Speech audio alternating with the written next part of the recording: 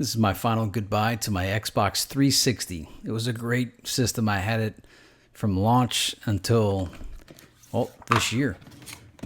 No, I got rid of it in 2016. So I had it for about 11 years or 10 years. And one of the greatest lines I heard from the Xbox Live propaganda was some guy said, the Xbox 360 is the first console that you turn it on without having a game actually in the drive, just to see what's going on in Xbox Live. And for a period of time, that was true. Not so much near the end, I just didn't care anymore.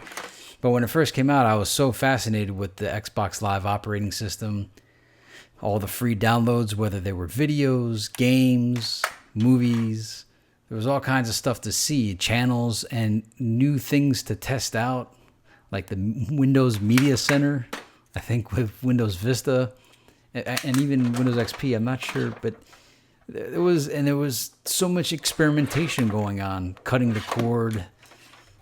The Xbox 360 definitely advanced mankind, brought us into the future. And this was the Elite. I initially had an Xbox Pro or a Core. I can't remember. It wasn't a Core. It was a Pro. But then I got the Red Ring of Death, so then I bought a Elite when it was on sale, when the price dropped, and it came with like this pretty cool bag as well.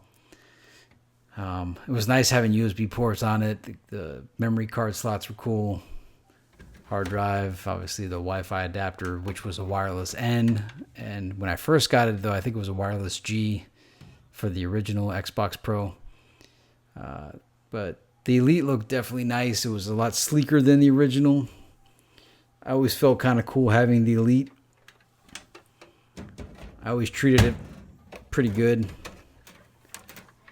There it is. And I've taken a couple Xboxes all the way apart, but never an Elite.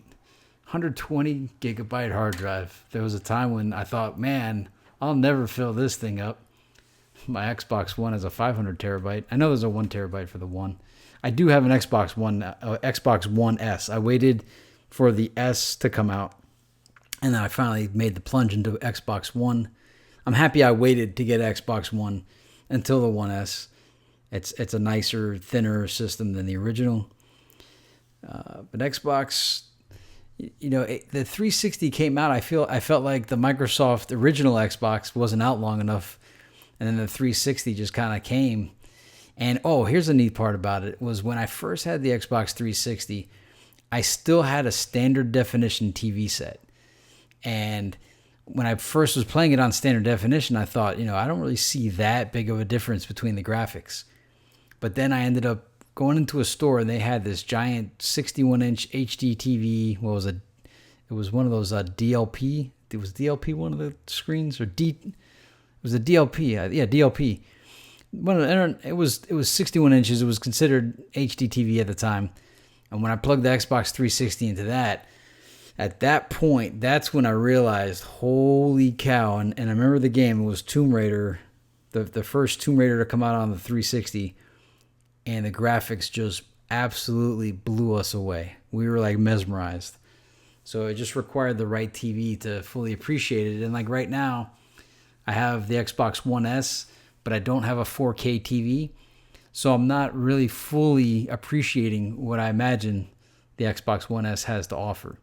But anyway, this is my goodbye to my Xbox 360. I'll put a link to purchase one if you want to still get an Xbox 360 below. Hey, here's to the Xbox world. Thank you for watching. This is Technuba. Technuba.